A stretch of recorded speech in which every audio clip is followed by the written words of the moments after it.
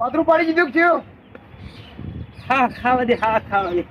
Net પતરું ચરે થોડો વહેલો ના આવે તો આ પતરું ચરવા મારો થોડો ટેકો થઈ જાવ બુડા. હવે તમે કેટલી કડા પત્રો સડા કરશો. હવે કોઈ ઘર પાસ કરાવી દો કે પત્ર ચરે તો મારો આ ઓળ ઢલી જઈ. હવે પત્ર ઉતાર ઢાબુ ભરાઈ દો.